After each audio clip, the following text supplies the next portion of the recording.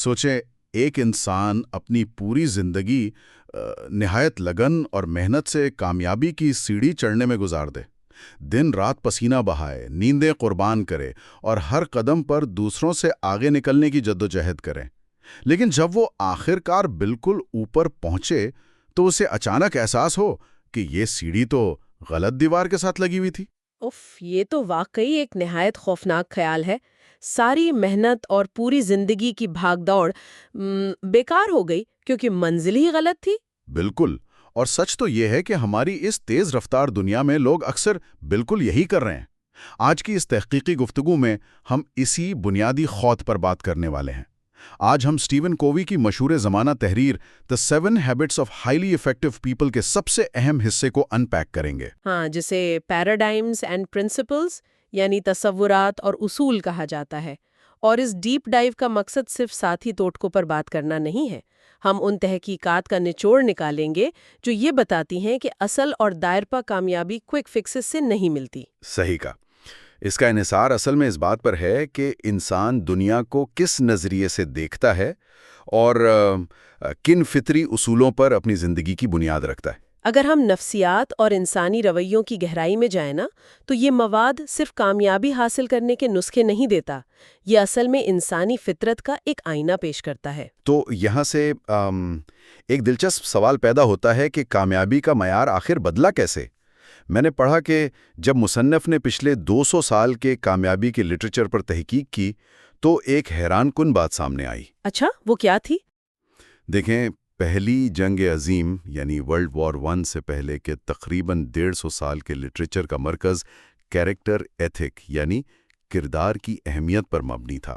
جیسے بینجامن فرینکلن کی زندگی کو ہی دیکھ لیں، اس وقت کامیابی کا مطلب دیانتداری، عاجزی، صبر، سادگی اور انصاف ہوتا تھا۔ لیکن جنگ عظیم کے بعد اچانک ایک شفٹ آیا۔ ہاں، اور پورا فوکس پرسنالٹی ایتھک یعنی شخصیت کی اہمیت پر چلا گیا۔ اگر ہم غور کریں تو اس کی سب سے بڑی وجہ ماس میڈیا، انڈسٹریلائزیشن اور پبلک ریلیشنز کی انڈسٹری کا عروج تھا۔ یعنی لوگوں کو اچانک لگنے لگا کہ کردار بننے میں تو بہت وقت لگتا ہے، کیوں نہ کچھ ایسے ٹوٹکے نکال لیے جائیں جن سے لوگ فوری طور پر متاثر ہو جائیں۔ بالکل یہی بات ہے۔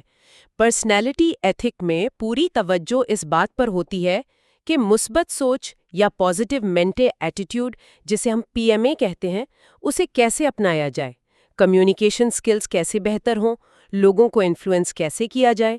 یہ نا ایک طرح کی سوشل ایسپرین بن گئی۔ Social aspirin? مطلب بینڈیڈ کی طرح رختی آرام؟ 100%۔ اگر سر میں درد ہے تو ایسپرین کھا لی اور وقتی آرام مل گیا، لیکن اس درد کی اصل وجہ، جو شاید کوئی گہری بیماری ہو، اس کا علاج نہیں کیا گیا۔ اس نظریے سے جو کامیابی ملتی ہے اسے اصل عظمت نہیں بلکہ ثانوی عظمت یعنی سیکنڈری گریٹنس کہا جاتا ہے۔ اس وقتی بینڈیڈ کی ناکامی کو واضح کرنے کے لیے مصنف نے اپنے ہی بیٹے کی بڑی زبردست اور جذباتی مثال دی ہے۔ ان کا بیٹا بیس بال میں کافی کمزور تھا۔ ہاں، وہ بیٹ کو ٹھیک سے گھما نہیں پاتا تھا اور دوسرے بچے اس پر ہنستے تھے۔ شروع میں والدین نے یہی پرسنالٹی ایتھک والا طریقہ اپنایا۔ انہوں نے سوچا کہ حوصلہ افزائی اور مثبت سوچ سے سب ٹھیک ہو جائے گا۔ وہ اسے کہتے، شاباش بیٹا، تم کر سکتے ہو، بال کو ذرا اوپر پکڑو۔ لیکن نتیجہ کیا نکلا؟ نتیجہ بالکل الٹ نکلا۔ بچہ رونے لگتا اور کہتا کہ وہ کبھی ٹھیک نہیں کھیل پائے گا، اور اس کی نفسیاتی وجہ بہت گہری ہے۔ ان ٹیکنیکس کا کوئی فائدہ اس لیے نہیں ہوا کیونکہ ان والدین کا اپنا اندرونی تصور یعنی ان کا بیسک پیراڈائم یہ تھا کہ ہمارا بیٹا کمزور ہے۔ واقعی، اور بچہ چاہے چھوٹا ہو، وہ لفظوں سے زیادہ ان کے پیچھے چھپے جذبات کو محسوس کر ہی لیتا ہے۔ صحیح کہہ رہے ہیں آپ۔ ان کی تمام تر حوصلہ افزائی کے پیچھے یہی خاموش پیغام چھپا تھا کہ تم خود کچھ نہیں کر سکتے، اس لیے ہمیں تمہاری ڈھال بننا پڑ رہا ہے۔ بچہ اس مینیپولیشن کو سمجھ گیا۔ لیکن پھر جب انہوں نے اپنے اندر جھانک کر اپنا یہ تصور بدلا اور بیٹے کی منفرد شخصیت کو تسلیم کیا تو انہوں نے دکھاوے کا سہارا دینا چھوڑ دیا۔ پھر تو وہ خود بخود نکھرنے لگا اور اس نے بے مثال کارکردگی دکھائی۔ ایگزیکٹلی۔ ٹھیک ہے، آئیے اسے سمجھنے کی کوشش کرتے ہیں۔ اگر انسانی رویے اسی طرح کام کرتے ہیں تو ہم اسے کھیتی باڑی یعنی فارمنگ کی مثال سے جوڑ سکتے ہیں۔ فارمنگ؟ اچھا، مطلب کیا کسی کھیت میں وقتی ٹوٹکے یا امتحان سے پہلے رٹا لگانا کام آتا ہے؟ بالکل نہیں۔ ایک کسان بسنت میں بیج بوتا ہے، گرمیوں میں اس کی دیکھ بھال کرتا ہے، پانی دیتا ہے اور پھر خزان میں فصل کاٹتا ہے۔ یہ ایک مکمل فطری عمل ہے۔ ایسا تو نہیں ہو سکتا کہ کسان پوری گرمیاں آرام کرے اور خزاں میں سوچے کہ میں رٹا لگا کر یا صرف مثبت سوچ کے ذریعے فصل اگا لوں گا۔ لیکن یہاں میرا ایک سوال ضرور اٹھتا ہے کہ کیا واقعی مثبت سوچ یا پی ایم اے کا کوئی فائدہ نہیں؟ کیا یہ کمیونیکیشن سکلز بالکل بیکار ہیں؟ یہاں جو بات سب سے حیران کن ہے وہ یہ ہے کہ مصنف ان سکلز کو بیکار نہیں کہہ رہا۔ مثبت سوچ اور کمیونیکیشن سکلز واقعی ضروری ہیں، لیکن مسئلہ ان کی ترجیح کا ہے۔ یہ ثانوی خوبیاں ہیں، بنیادی نہیں۔ یعنی اگر ایک انسان کے کردار میں خاط ہے، اگر وہ اندر سے مخلص نہیں ہے، تو اس کی بہترین سکلز بھی لوگوں کو ایک دھوکہ لگنے لگتی ہیں۔ واقعی لوگ آخرکار سمجھ جاتے ہیں کہ انہیں مینیپولیٹ کیا جا رہا ہے۔ فطرت کے اصول وقت اور اثر مانگتے ہیں۔ ایمرسن نے اس بات کو کیا خوب الفاظ دیے ہیں کہ کوئی انسان اندر سے جو ہے وہ اتنی زور سے چیخ رہا ہوتا ہے کہ وہ جو کہہ رہا ہے وہ سنائی ہی نہیں دیتا۔ یہ تو واقعی سوچنے کا مقام ہے، اور بیٹے کی مثال سے ایک بات صاف ہو جاتی ہے کہ ہمارے عمل یا ہماری کمیونیکیشن سے زیادہ اہمیت اس بات کی ہے کہ ہم دنیا کو کس زاویے سے دیکھتے ہیں، جسے پیراڈائم یا ذہنی نقشہ کہا جاتا ہے۔ ہاں، جیسے سوچیں کسی انسان کو شکاگو میں کسی اہم جگہ پہنچنا ہے، لیکن پرنٹنگ کی ایک غلطی کی وجہ سے اسے ڈیٹرائٹ کا نقشہ پکڑا دیا جاتا ہے۔ اب وہ شخص چاہے جتنی محنت کر لے، اپنی دھن کا پکا ہو، چاہے وہ اپنی رفتار دوگنی کر لے، یا اپنا رویہ اور سوچ بالکل مثبت کر لے کہ میں جہاں بھی پہنچوں گا خوش رہوں گا، پھر بھی اس کا منزل تک پہنچنا ناممکن ہے۔ بالکل، وہ ڈیٹرائٹ میں گھوم رہا ہے، پی ایم آزما رہا ہے، وہ نہایت خوش ہے، لیکن حقیقت یہ ہے کہ وہ ہمیشہ غلط جگہ ہی پہنچے گا۔ مسئلہ رفتار کا نہیں تھا، بنیادی مسئلہ یہ تھا کہ نقشہ ہی غلط تھا۔ ہمارا ذہن کس طرح یہ نقشے بناتا ہے، اس پر ہارورڈ بزنس اسکول کا ایک مشہور تجربہ بہت اہم ہے۔ اچھا، وہ جوان اور بوڑھی عورت والی تصویر کا تجربہ؟ ہاں، وہی۔ ایک کلاس کو 2 حصوں میں تقسیم کیا گیا۔ ایک حصے کو صرف 10 سیکنڈ کے لیے ایک جوان اور خوبصورت عورت کی تصویر دکھائی گئی اور دوسرے حصے کو ایک بوڑھی عورت کی۔ پھر پوری کلاس کو ایک ایسی تصویر دکھائی گئی جس میں ان دونوں تصویروں کا عکس شامل تھا۔ ایک آپٹیکل ایلوژن۔ اور حیرت کی بات یہ تھی کہ جن لوگوں نے پہلے جوان عورت دیکھی تھی انہیں اس نئی تصویر میں بھی جوان عورت ہی نظر آئی، اور جنہوں نے بوڑھی دیکھی تھی انہیں وہاں بوڑھی ہی نظر آئی۔ صحیح ہے۔ یہاں آ کر بات واقعی بہت دلچسپ ہو جاتی ہے۔ اس کمرے میں بحث شروع ہو گئی۔ ایک گروپ کہہ رہا تھا یہ بوڑھی عورت کیسے ہو سکتی ہے، یہ تو جوان ہے، جبکہ دوسرا گروپ کہہ رہا تھا یہ تو ایک بوڑھی عورت ہے جس کی ناک بہت بڑی ہے۔ یہ تجربہ ثابت کرتا ہے کہ ہر انسان کو لگتا ہے کہ وہ دنیا کو بالکل آبجیکٹو دیکھ رہا ہے، جبکہ اصل میں ہم دنیا کو ویسے نہیں دیکھتے جیسی وہ حقیقت میں ہے، بلکہ ویسے دیکھتے ہیں جیسی ہماری ذہن سازی ہوئی ہوتی ہے۔ اور سوچیں، صرف 10 سیکنڈ کی ویژول کنڈیشننگ نے پوری کلاس کی حقیقت بدل کے رکھ دی۔ تو جو کنڈیشننگز ہم بچپن سے سالوں تک اپنے معاشرے سے لیتے ہیں وہ ہمارے دیکھنے کے زاویے کو کتنا سخت کر دیتی ہوں گی۔ بہت گہری بات ہے یہ۔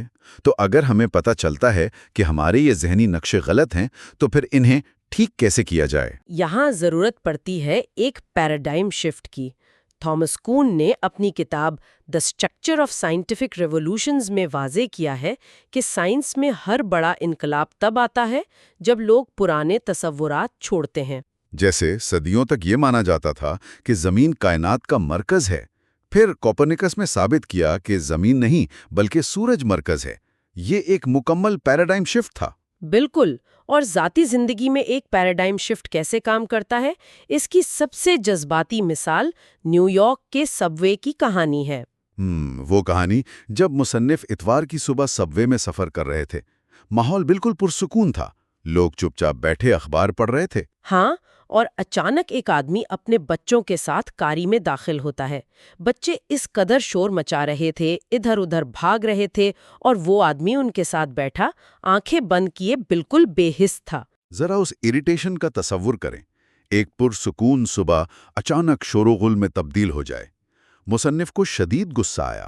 उन्होंने गुस्से पर काबू पाते हुए उस आदमी से कहा, भाई साहब, आपके बच्चे लोगों को तंग कर रहे हैं, क्या इन्हें थोड़ा कंट्रोल नहीं किया जा सकता?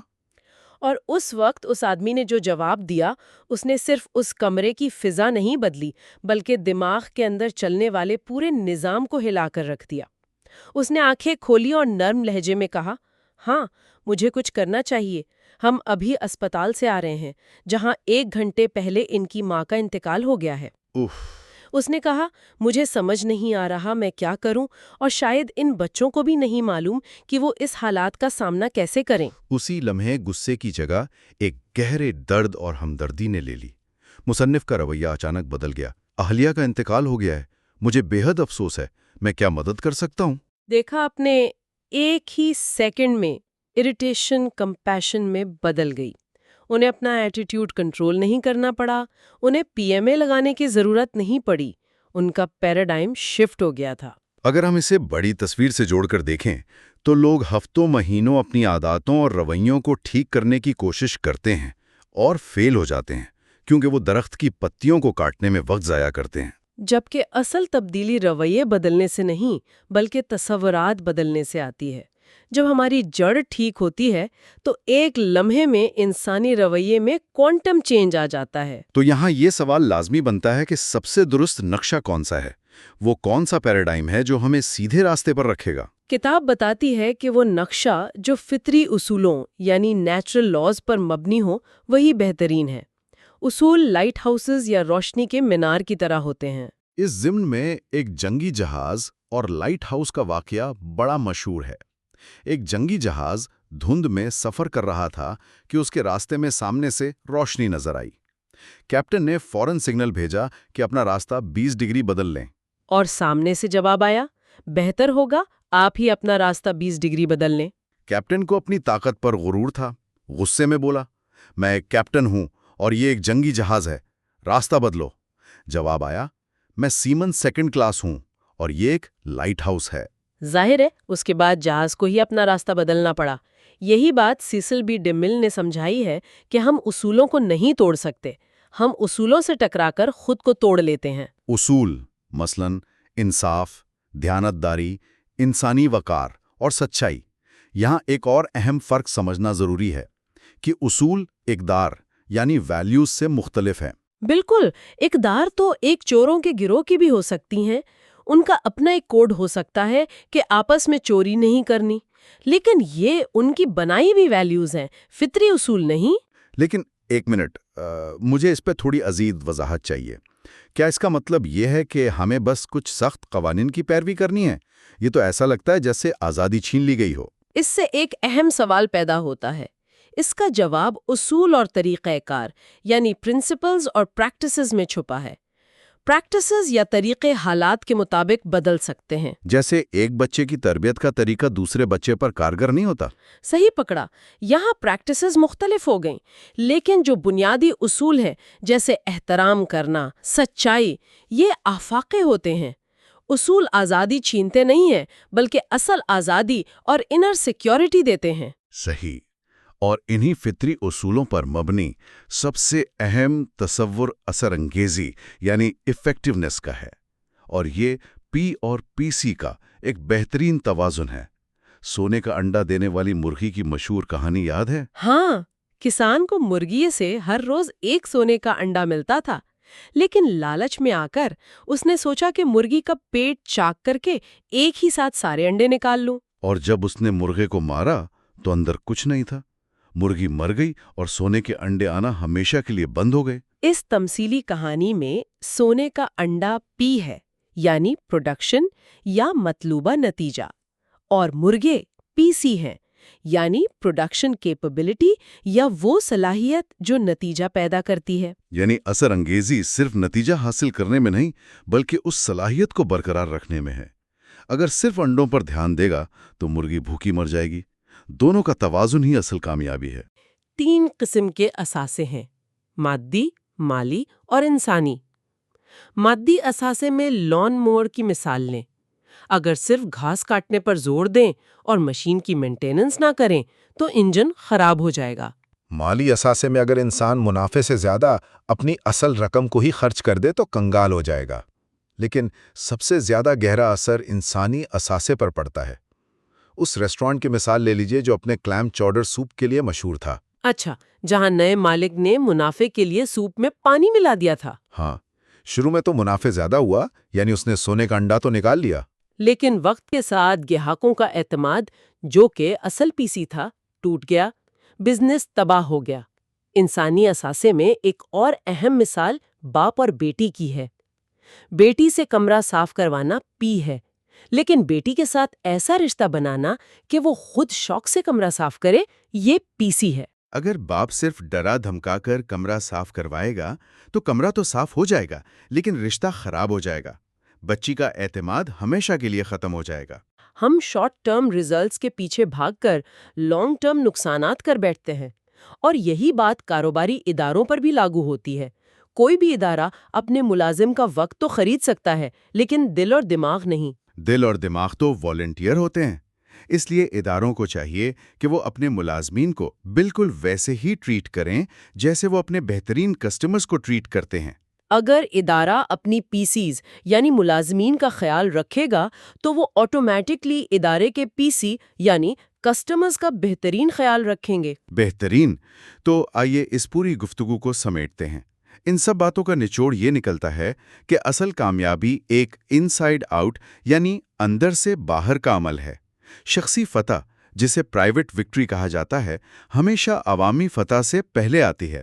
جب تک ہم اپنے اندر کے تصورات اور اپنے کردار کو ٹھیک نہیں کرتے، باہر کی دنیا میں دائرپا کامیابی ناممکن ہے۔ یہ پہلے اپنے وجود میں روشنی کرنے والی بات ہے۔ یہ تحقیق ہمیں بتاتی ہے کہ پی اور پی سی کا توازن اور ایک ٹھیک اصول پسند نقشہ ہی وہ واحد کمپس ہے جو ہمیں سیدھا راستہ دکھاتا ہے، تاکہ جب ہم سیڑھی کے آخری قدم پر پہنچیں تو افسوس نہ ہو۔ اور واقعی ہماری اصل آزادی ہمارے حالات اور ان پر ہمارے رد عمل کے درمیان موجود وقفے میں ہے۔ ہم واقعات کو تو نہیں روک سکتے، لیکن اپنا رد عمل ضرور چن سکتے ہیں۔ واقعی ہماری اصل طاقت اسی آزادی میں چھپی ہے۔ آخر میں ایک فکر انگیز سوال چھوڑتے ہیں جس پر سب کو غور کرنا چاہیے۔ اگر ہمارے ذہنی تصورات ہماری پوری حقیقت طے کرتے ہیں تو اس معاشرے کا کیا ہوگا جہاں پوری کی پوری نسلیں صرف اور صرف پرسنالٹی ایتھک اور سوشل میڈیا کے دکھاوے پر پروان چڑھ رہی ہوں، اور کیریکٹر ایتھک سے ان کا کوئی تعلق ہی نہ ہو؟ یہ تو سچ میں سوچنے کی بات ہے۔ جب کسی انسان کے آس پاس موجود ہر شخص کے پاس غلط نقشہ ہو اور سب پورے یقین سے اس پر چل رہے ہوں تو اسے کیسے پتہ چلے گا کہ اس کا اپنا نقشہ ٹھیک ہے یا نہیں؟ اس پر ضرور سوچیے گا۔